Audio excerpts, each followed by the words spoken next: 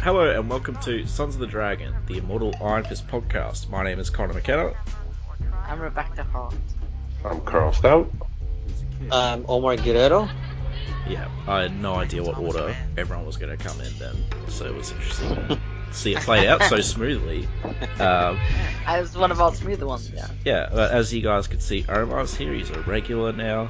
Happy to say. Hey, welcome. Hey guys. I'm the new guy, so I have to say my name the last.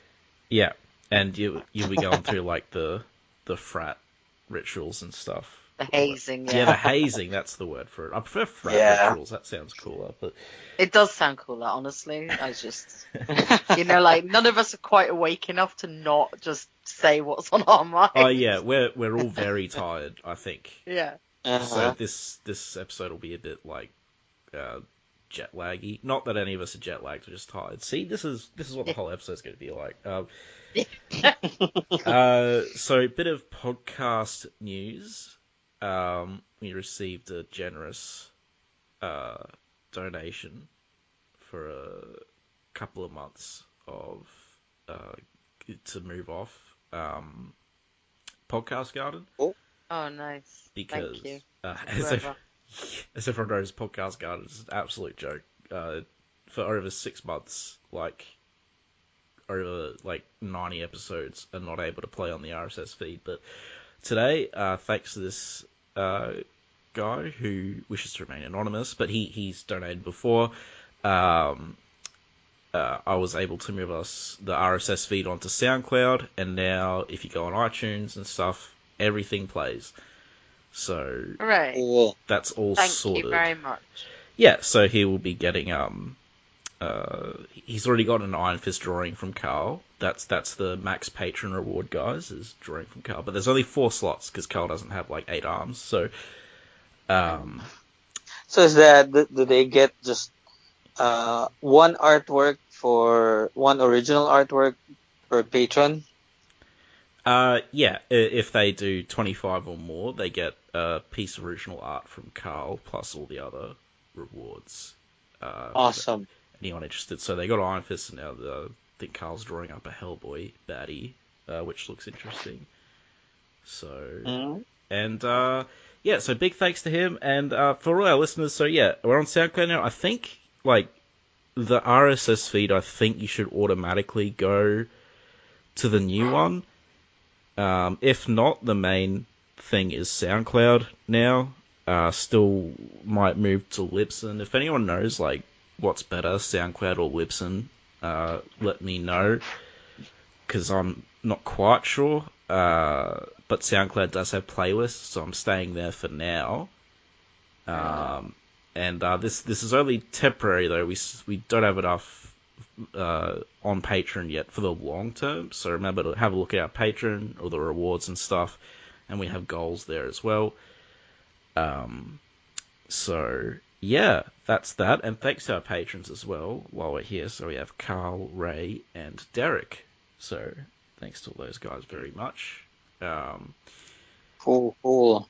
And yeah, so today we are covering Power Man and Iron Fist 76 because Power Man and Iron Fist 77 is booked, so we might as well do 76, and then after that we're moving on to Heroes for Hire, finally. And then we'll come back, but Oh yeah, we will finish Power Man and Iron Fist. It's just a lot of it. So, yeah. Yes, and let's see. Just get my notes up. Right. So I think it's bittersweet that we have to cover this issue after what we just went through with who drew the cover. Let me have a look. Yeah. Is it Throwing it in my Look face. at the cover. It's Larry Hama. Okay, well, it's cover. What can I say? I just swore. Oh. He's still getting me. He's still causing harm. But yeah, so Power Man Iron Fist 76, published December in what year? You guys can talk about the cover while I get that information. Cover. It's a split cover. Yeah. So, and with the subtitle that Luke and the Fist are in very different kinds of big trouble. So, on one side, you've got Danny versus Blue Dude with a gun. Yeah. Warhawk. Yeah, I know. Punisher ripoff. And on the other side, you have a vampire launching themselves at Luke's neck. I mean, if the Punisher just shot random people and was covered in dipped like in blue Kool-Aid. Yeah, then I mean, he does quite often shoot random people, but yeah. I don't know about quite often. But his definition of who a bad guy is fairly dependent on who he wants to shoot. That's true. I think it's better than Warhawks, though. Yeah, I love of that. course. I love that Luke is holding a book of matches and lighting one. Yeah. Yeah, that's actually I didn't notice that's a him. very odd touch. Yes. So the inker here it says Abel, so this is Jack Abel. Yeah. Let me see. What do we know about Jack Abel? So he's an artist for DC, American Comics Group, Avon Comics, Harvey Comics, Hillman periodicals, and has credits at Marvel using the name Gary Michaels. Gary Michaels is the first and middle name of Jack Abel's son. Okay, so Right. I guess he doesn't have as much here at Marvel. Yeah. I feel like I've seen him before. Yeah, I think so too. So, yeah, from this cover, because it's been ages since I read this, I thought since Luke is on the left, I thought his story would come first, but it's the opposite. Yeah. Yeah, it's crazy. So for those who don't remember... Maybe because... Sorry, go on. It's because Power Man and Iron Fist, so they started with Power True. Man on the left and Iron Fist on the right. So. Yeah. Just so they don't confuse the new readers, I suppose. Yeah, which is something they don't care about anymore, but... Tainted love. So, for those that don't remember Warhawk, he was an angry guy who got dipped in Kool-Aid, had his skin turned to metal, and he just shot random people because he either thought they were Viet Cong or he was just a jerk. I can't remember which one it was. Either way. He fought Crazy. Iron Fist. Iron Fist punted him into the river with his Iron Fist, and we didn't see him after that. I think I remember Daddy reached out a hand to save him, and then I think he might have thought it was like a Viet Cong hand, so he refused, and he sank. But he's back, in a story that's not really as good, and half the length. Spoiler for my thoughts, I guess. So, any other thoughts about the cover? Very red on the Iron Fist side. Yes. Which is just unusual to have a big block of colour like that. Unless it's Frank Miller. Well, Yeah, it's red, and then Warhawk's costume color is also red. Yeah. I like the Spider-Man and his Amazing Friends banner up at the top. yeah, that's cute. They should call this the case of the missing dragon brand.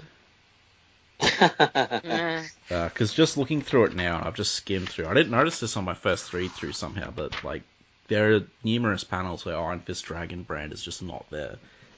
True. I mean, the art's pretty good, but it is good. That is a definite shortcut. But No, yeah, I'm just saying it's a definite shortcut. Yeah.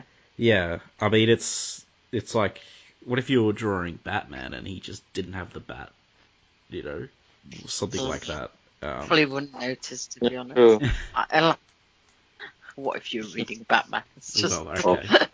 Also, Yeah. watch for Misty Knight's magical gloves. Misty Knight's magical gloves. Yeah. Yeah. Just flicking through now again. So yeah, like in the Epic collection where everything's touched up, there's still weird issues. Oh, I'm holding the original comic. Oh, nice.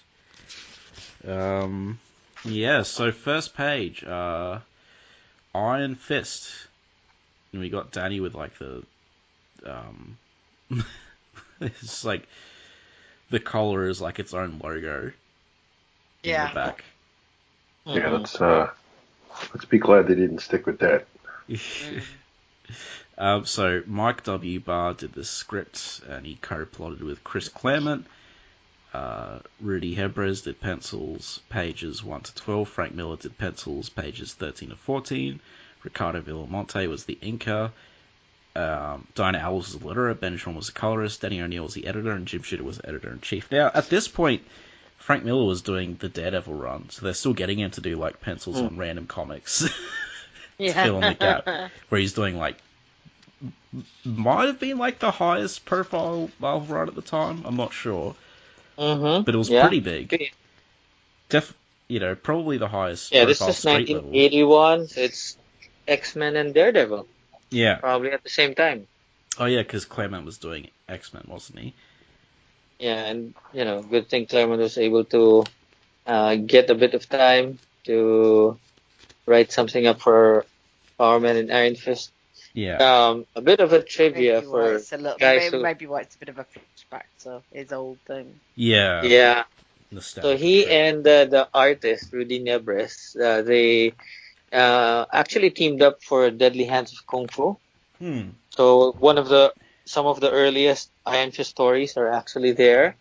Yeah. They had, I think, a 6 or 7 part story on Iron Fist, solo stories there, where he went up against Dasha Khan. Okay. And it's all in black and white.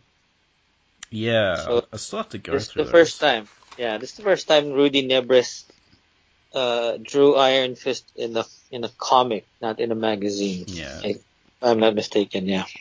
Superhero comic debut. Yeah, so they're having like a ribbon opening of the new office for Nightwing Investigations, yeah. Yeah, but there's like, I think like 4 people there clapping. It's not a very yeah, good I mean, well, I mean, like, to be honest, who's going to be that interested? Yeah, it's not like a new theatre or a new museum. It's a detective agency. Who's going to be there? Go, woo! Our new detectives. I guess I don't know. There's like the red carpet there as well. I think that panel where they're clapping, there's some hats of other people behind them. Yeah, there's supposed to be a little crowd. I'm sure there's just a little to be crowd. fair, but it is like I still don't see why anyone would want to be there, so I don't feel the need to be all that fair about it. Maybe they just have like the cult following, they're not like maybe cool people just like to see kick-ass, good-looking women kicking ass. Yeah, and cutting ribbons. And Danny. Yeah. They heard Iron Fist would be well, there. he's showing his defined muscles quite well.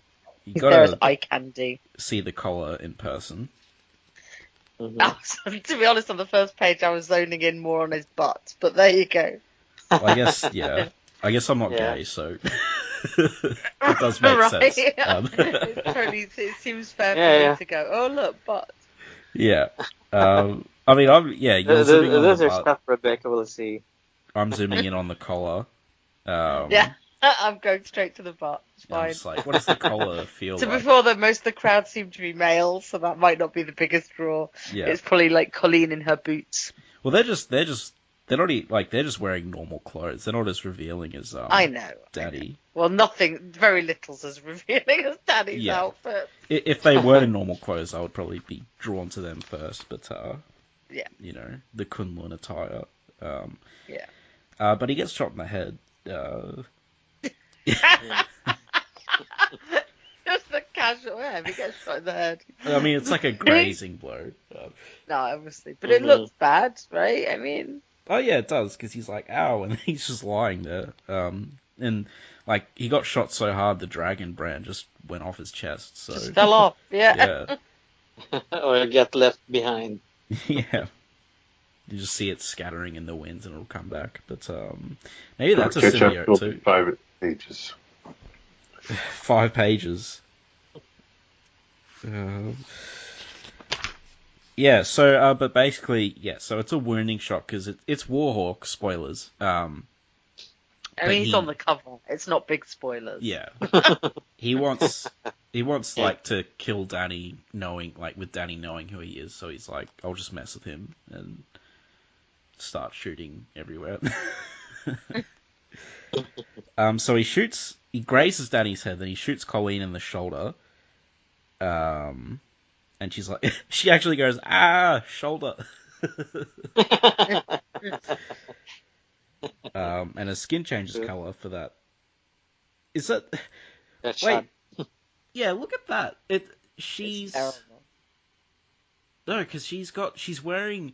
All of a sudden, her clothes change to Misty's she's wearing color. Misty Knight's outfit. Yeah. And her skin is Misty's color now as well. The color is screwed up big time. So he literally thought Colleen was Misty, but he still drew the red. He still colored the red hair.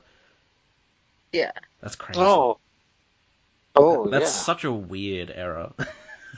So it's the same for the Epic Collection. Well, in the Epic Collection, she's also wearing Misty's white gloves. Which is... Yeah, it's just a massive mistake. In fact, that's in the original, funny because Misty's white gloves don't show up for another couple pages. Yeah, in the Epic Collection, they're there from the start. And they corrected the colouring mistake by making it a real mistake and having... Oh my god, this is so bizarre. What... Maybe I don't know. Alcohol was involved, maybe. Who knows? Well, that's why somebody else had to finish the last 2 pages. Oh, jeez. It's Bill Everett. Yeah, so she's like, oh, Raphael's scarf, take care of Danny and Colleen, which he doesn't do. Because he's useless. He's pinned down by sniper fire. And can we just take a second to be in awe that one of the bullets actually goes pew? So she goes up to Warhawk. She shoots him a lot, and obviously it does nothing because he's made of metal. And he keeps calling her frail. Is that like slang? Is that like derogatory slang for women, or is it? Well, that's frail is just derogatory. It's just saying, it's just saying you're fragile. Okay, right. I don't know. I think he did actually use it in the original appearance also. Because remember, he had that girl hostage. Mm-hmm. They're frail. I remember the original was like pretty violent because he was just shooting civilians like for a lot of it. There's a lot less body count here. But he starts beating Misty. Because, she doesn't have superpowers. But Danny arrives, but Warhawk leaves. And, Warhawk leaves behind some sort of asphalt. Doo-doo. Like Iron Fist should really be putting a glove on before picking that up. It's silly to laugh at it, but it does look like what his excrement would look like, right? Like the colour. I mean, maybe. Right? Who knows? Like, that's... I didn't think that. I just thought it looked like a rock. But okay. Look, he left something behind. It's like, Danny, don't touch that. He's been up here for hours by himself. I guess he says it doesn't smell like it, so I guess I better pick it up. We're all tired and we're laughing at Karl's poop jokes. Yeah. So, Colleen's like, ow, my shoulder, because she actually got shot in the shoulder, not grazed. But she'll pull through. Her wound could have easily been fatal because obviously Warhawk didn't want to kill them. I mean, to be honest, like, why wouldn't he kill Colleen when you think about it? There's no reason. Yeah, because he would want to... Yeah. If he's trying to go after Danny, then if he... Because in the originally it was just shooting people. But anyway, obviously Colleen's the main character. It'd be pretty anticlimactic if she just got killed by Warhawk. Yeah. He just turned up and shot her. Like, I mean, I could see them doing it in another world, but it would be a little bit strange. Yeah. There's actually no reason for him to shoot her if all he wants is to get Iron Fist's attention. Yeah, there's no reason. Yeah. Or he could have just shot Colleen just to get Iron Fist's attention, so he could, Iron Fist could go up and chase after him and stuff. So yeah, I don't understand why it has to be both of them. I'm going back and I'm looking at it. I think he just likes shooting people. I think. Why did I shoot her? I think Connor's probably right there. He just wants to shoot people. There's no actual explanation as to why he shoots Colleen or grazes Danny. He's like, I want Danny's attention, so I'm gonna graze his head with a bullet instead of being like, hey, come fight me. But so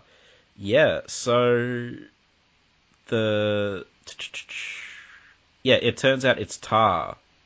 The type used to seal rope, so he left like a bunch of tar behind, which means, okay, so he must be like around the pier because he's on a boat, where there is tar, because they talk about tar, which is a leaf that and we have another classic Danny disguise. Yeah. At least he actually looks a little bit disguised in this one. Yeah, he doesn't have his collar like popping out. Yeah. Or his slippers pointing out at the end, like.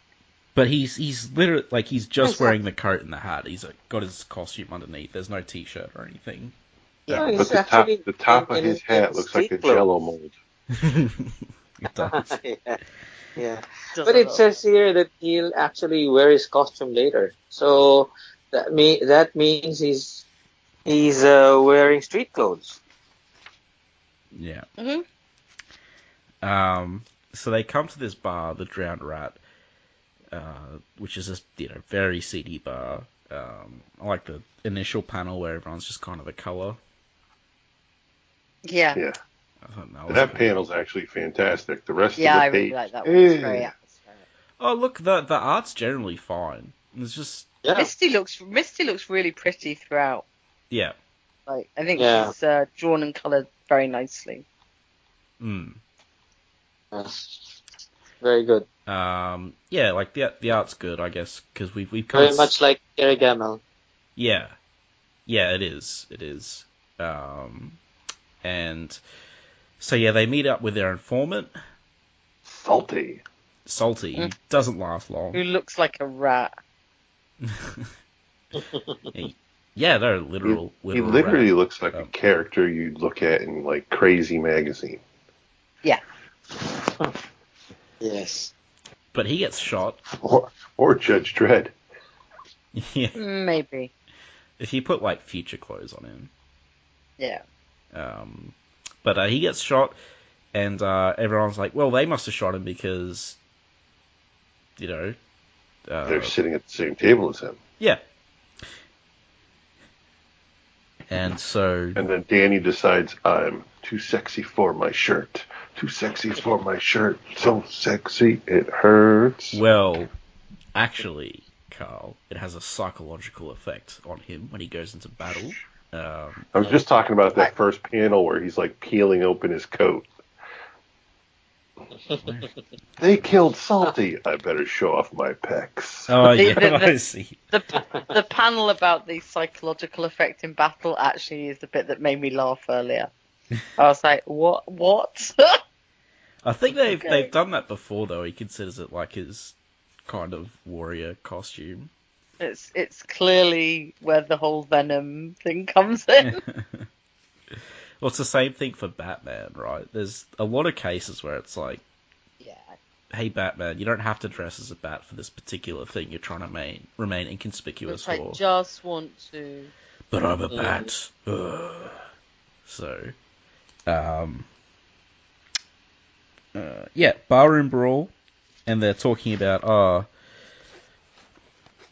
the artist really tried to get all that guy in that last panel, didn't he? And I'm sorry, but it does it not look like he's punching him square in the balls? Yeah. Wad. Like, he's knuckle deep in that guy's... Kia. That's what I heard. That's why he says oof. Why not go for the balls? Yeah, there's no reason not to, really. I mean, There's no reason not to. You'd say oof too if you got hit there. I'm pretty sure Kunlun rules of engagement, they don't care about, you can't hit the head or the balls. They just be like, go nuts. Just finish the fight as quickly as possible. Yeah. Which they never do. If they're fighting each other, it's always like 10 hours or something. That probably wouldn't make as good a comic. No. But, but yeah, so they describe a bit of it made me chuckle. It's like, there is nothing glorious at all about the barroom brawl. Human bodies, broken glass, and broken teeth, creating in a maelstrom of destruction and pain. And it's kind of like, isn't that the appeal of the barroom brawl, though? When you're, like, reading about it? It's like, you want to see that type of stuff. I guess we don't get any of the classic chair on someone's head. Someone's head or anything. No. But that's all right. We don't need to see every trope. Yeah. And that guy is moving with, like, the speed of sound or something. So those, looks like he's moving very fast. Yeah. Yeah. That's with Danny without not using this Iron Fist too. Yeah. And, Daddy's like, he's not really enjoying it because they're all drunk and they're not really a challenge. And, Iron Fist knows that if he must fight, he has already lost the battle. And actually, I do like that line. If you look very closely at the top panel on that page where he's going, key! Yeah. Iron Fist is wearing superhero underwear. Yeah. Yeah, he's got the old underwear on the outside. It's just the same colour. Yeah, so, it's a nifty little fight. Nothing to particularly write home about, but, it's some martial arts in a martial arts comic. Yeah. Something's better than nothing, and Warhawk's on the phone in a trench coat. It's like your skin's still blue, but whatever. I mean, it's definitely more inconspicuous than his, giant red Punisher thing. In your face blue, but it's pretty blue. Yeah. So he killed Salty. And he's commenting, Iron Fist ain't lost none of his moves. If anything, he's better than ever. Good. I hate an easy kill. Which makes no sense with what he then does later. Yeah, I'm not quite sure about a few things. So he has a bomb that he's going to put to nefarious purposes. And there's a piece of paper that just has Iron Fist written on it in the bar. After, he's destroyed the entire bar. Meanwhile, back at the carnage. But yeah, he finishes off the last guy with a palm strike. The bar is just nothing but bodies now. And so, yeah, the cops bust in though, and they want to arrest them. And,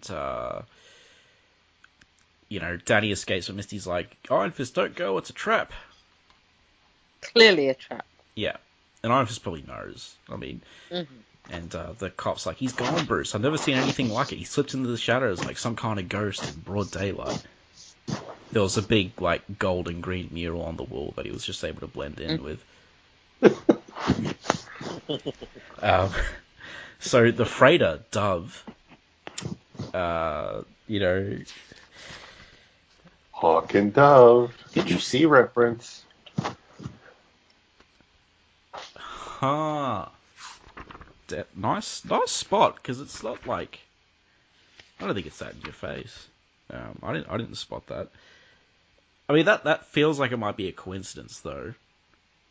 Yeah. But... or not, but who cares? And you know my feelings on Hawk and Doves. Right. Warhawk and Dove.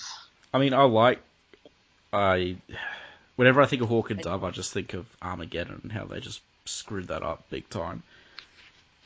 People who've read Armageddon know exactly what I'm talking about. So, interesting lighting. I guess it's like dusk. Mm-hmm. It's like pure pink in the Epic collection. It's still pure pink pink hair. than the one I'm looking at, which is just weird. So Danny gets on the boat. Warhawk again could kill Danny, but he doesn't. Oh wait, no, he's going to shoot him, and Danny dodges the first shot, but the second shot gets him, and it's a dart. And then Warhawk is a Skrull, briefly. You know, they were really planting the seeds for Secret Invasion like ages ago.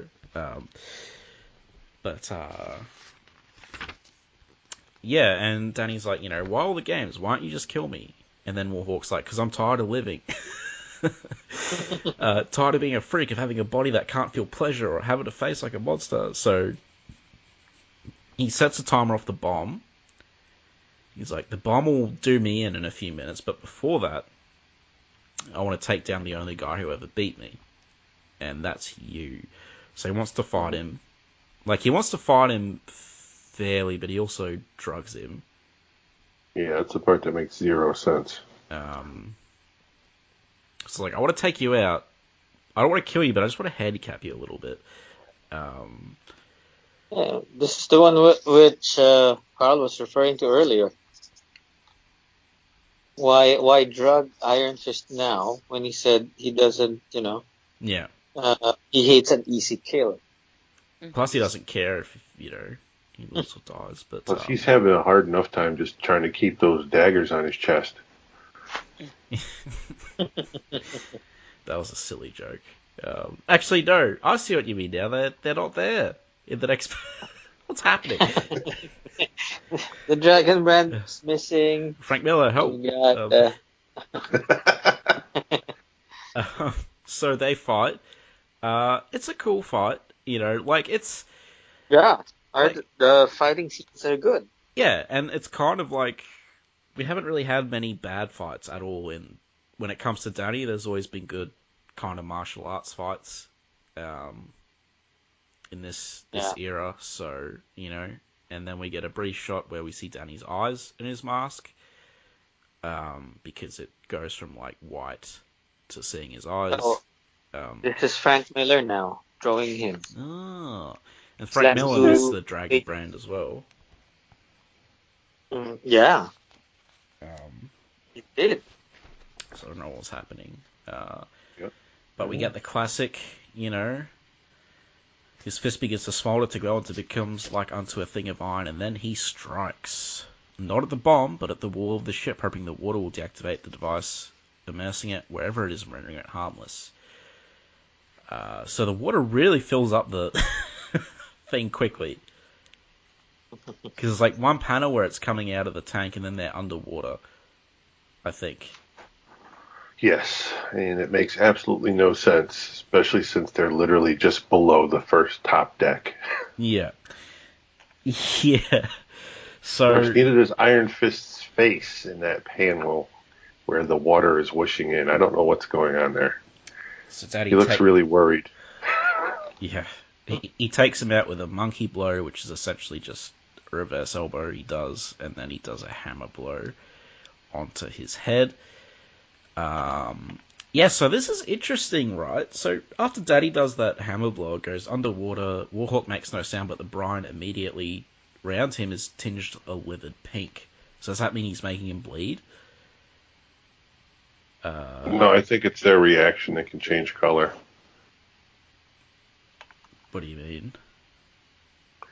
I think Brian can change color, so from the shock of his blow, it causes them to change their color instantly.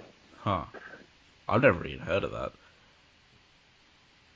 Interesting. Alright, well, either way, he knocks him out without the Iron Fist. But bullets don't affect him, so I guess Iron Fist can hit really hard, or it's an oversight.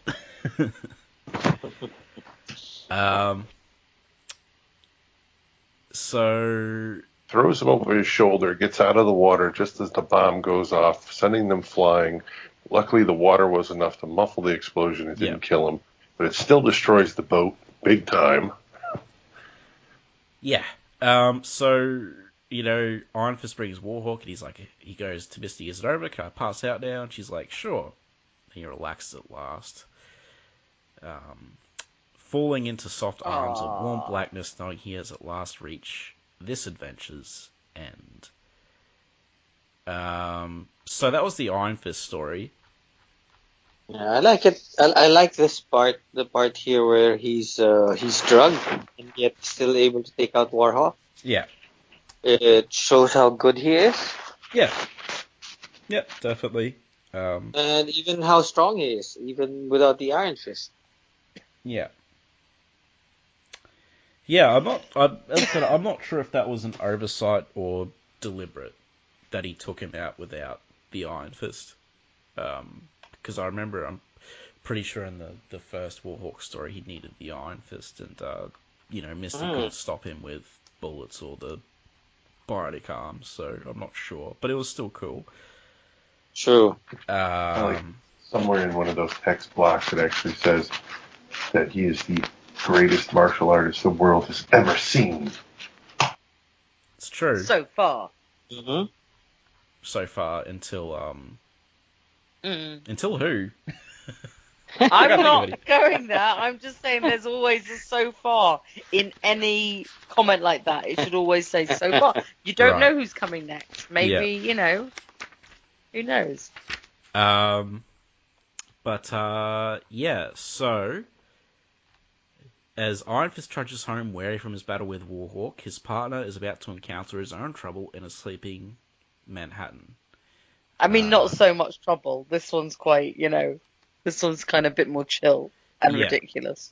So, do we want to talk about the Iron Fist story now or at the end? Whenever. Now? I guess now's probably better. Yeah. Yeah, I don't know. I much prefer the next story because this story is as I said off air before, the original Warhawk story just does it a lot better. It's just better in every way, I think. I like seeing Misty and Colleen pop up and Scarf and Jared. It's always nice to see the sort of wider, in the same way the second one, it's nice to see GW again. It's nice to see the wider crowd when we've been very focused in on Luke and Danny for a while. Yeah. But it's not a great story. It was just kind of, okay, he just has a fight. Yeah. And it was full of holes. And Warhawk's not interesting, and yeah. Yeah.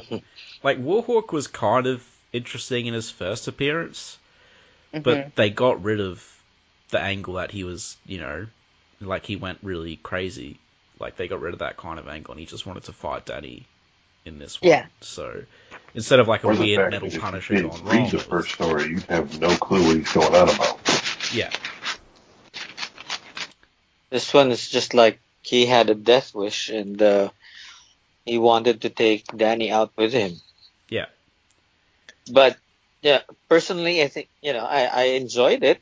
It's not the best one out there, but like I was telling you guys earlier, I like the fact that, it's refreshing after reading about Luke and Danny, all the time, that he finally gets an adventure all to himself. Yeah. And he has Misty and Colleen, his friends with him in the story.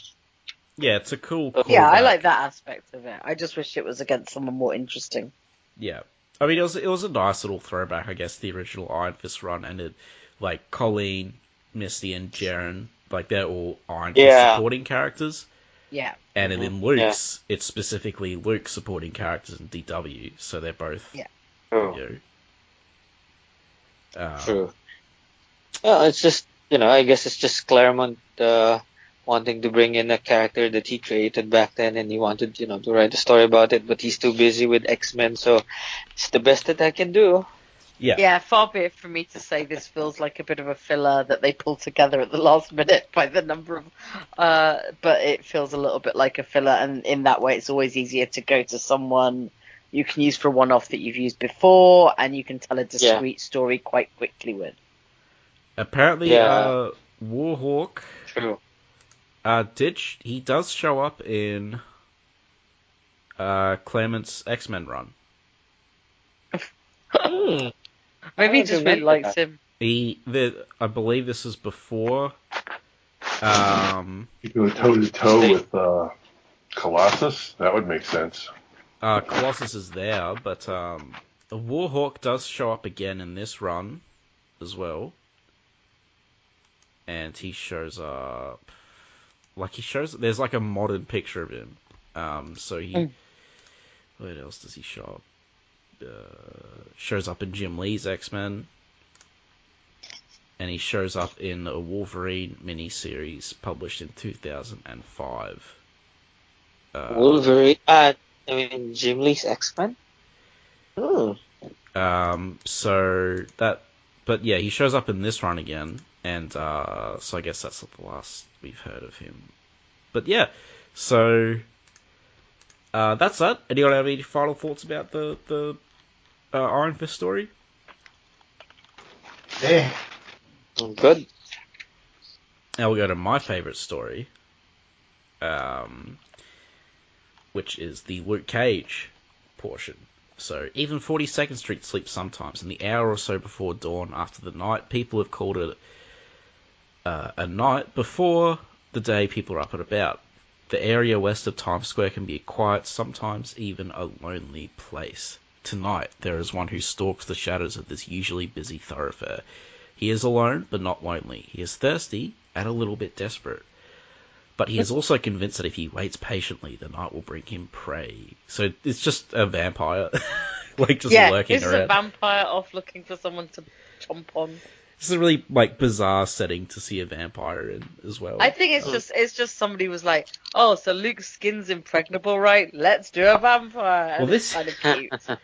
This is Mary Jo Duffy, who I think we've concluded just seems to like to have a lot of fun and throw a bunch of stuff at the wall and have fun with it. So she's like, hey, like you said, Rebecca, what if a vampire just randomly attacks you? I think it's got to have been one of those things discussed before when you talk about him and bullets and that.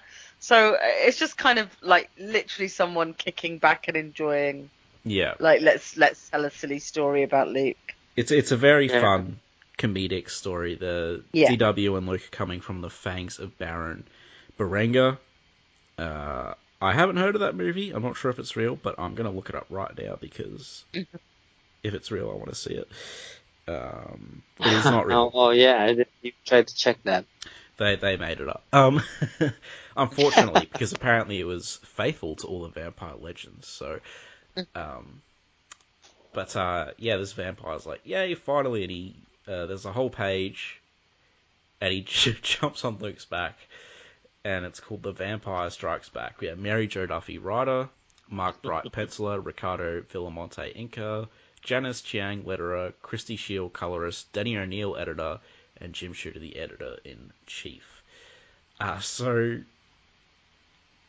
hey, sucker, what do you think you're trying to do? Mark Bright like, is what actually going to be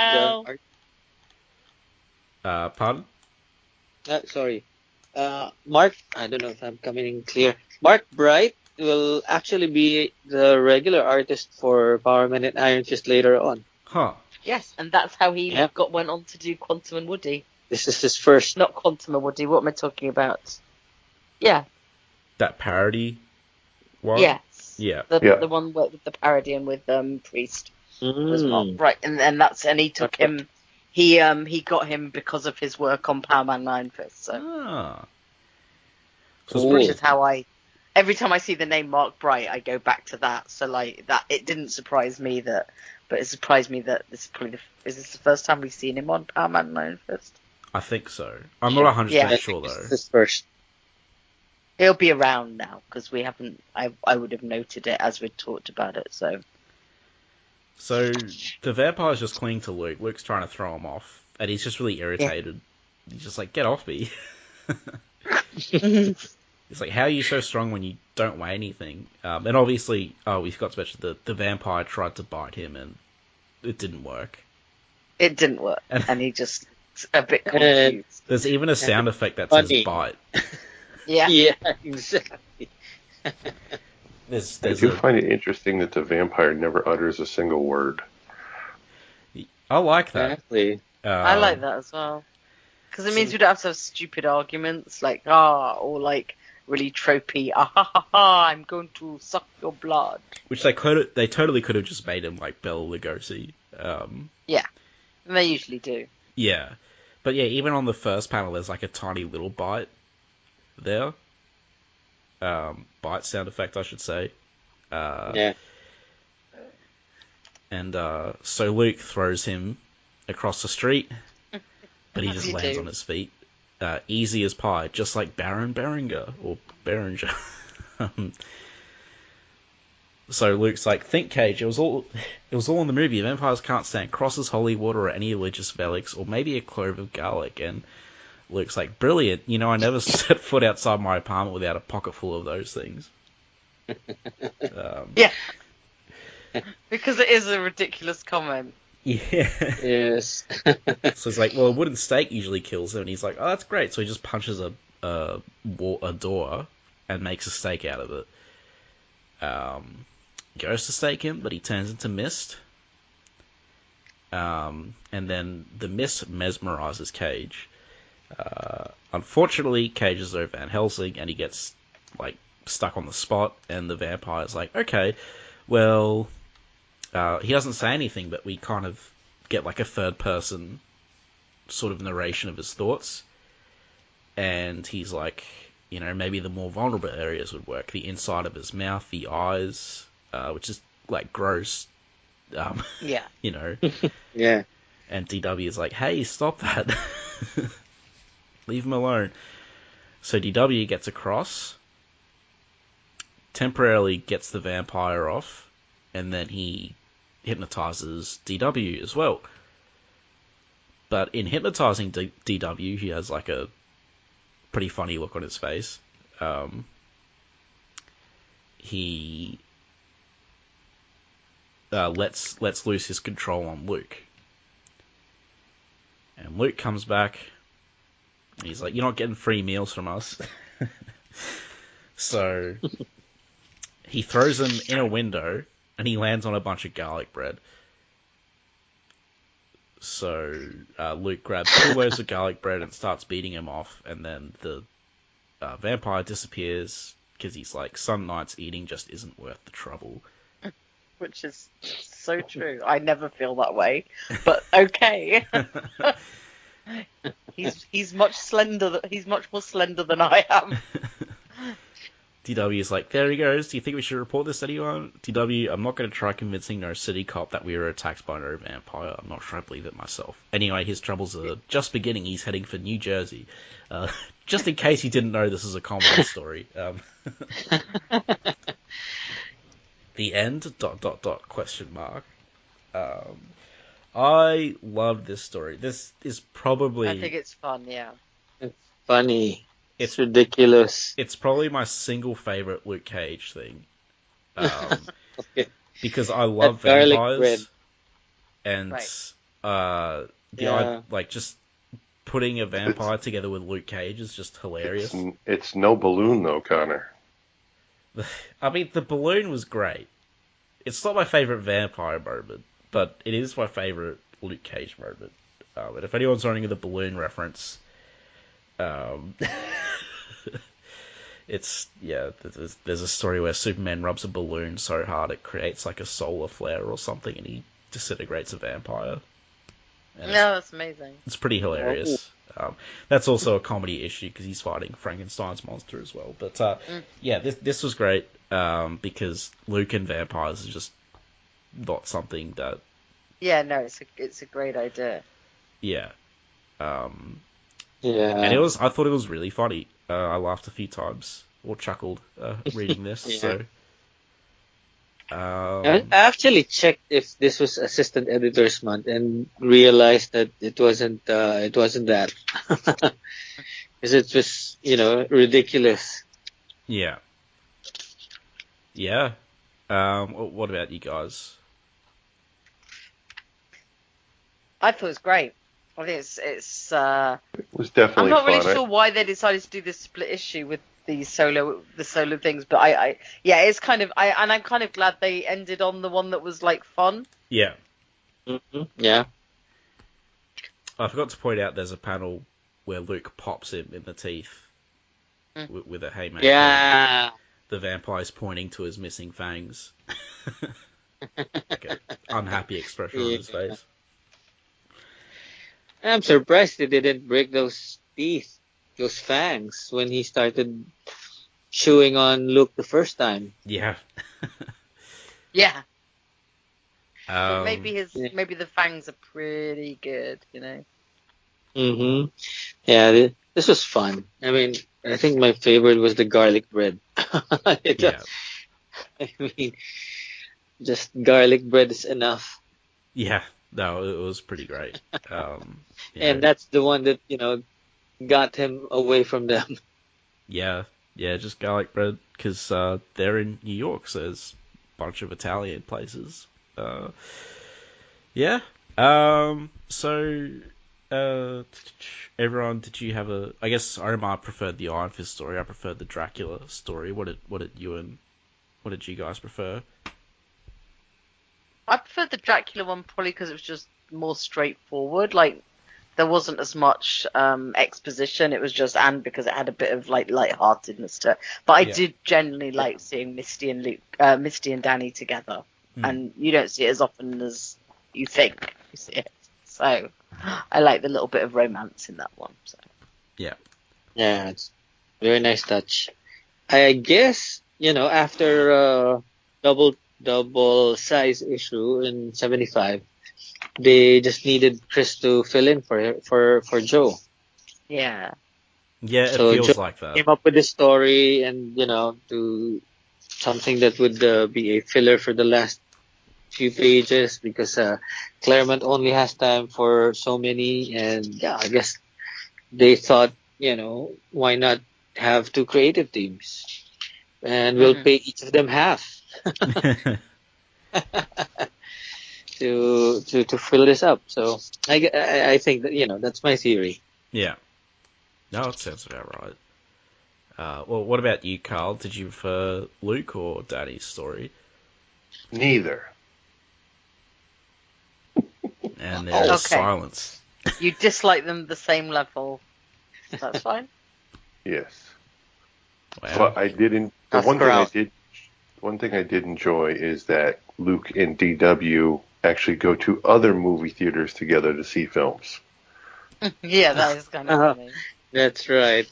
I guess all DW has is westerns. So, Karl, you didn't like either of these? I just thought they were both kind of subpar. Right. I mean, the Luke Cage one was definitely more fun, but to the point of goofiness. Yeah, it was definitely very goofy. Yeah, fair enough. All right. Well, any final thoughts on the whole issue, guys? Or no, can't wait for the next one. Cool. Yeah. All right. Very simple. Next episode, hopefully, it'll be me and the three guys / girls from the Daredevil podcast hopping on for Power Man and Iron Fist 77, where Daredevil pops up again, and we're going to compare them to the previous appearance. And if you missed our last episode where we did Daredevil 178, that is actually in the Epic Collection after this issue, which I found very surprising because it's a Daredevil issue and a different creative team, but it was included in the Power Man and Iron Fist Epic Collection. So, yeah. But we did that a few episodes ago, and then after that, as I said, we'll be moving on to Heroes for Hire.